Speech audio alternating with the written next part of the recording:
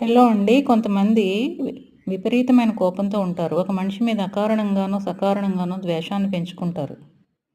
నడిచే అగ్నిపర్వతాల్లో ఉంటారనమాట. నిరంతరం అసహనంతో, అసంతృప్తితో రగిలిపోతూ ఉంటారు. వీళ్ళతో మాట్లాడాలన్నా కూడా భయమే. అలా ఉంటారు వీళ్ళు. ఏ క్షణం ఎలా రియాక్ట్ అవుతారో తెలీదు.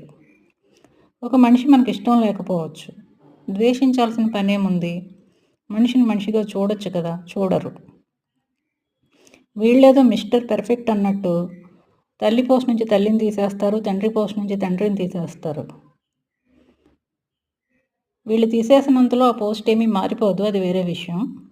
కానీ వీళ్ళు అలా చేస్తారు.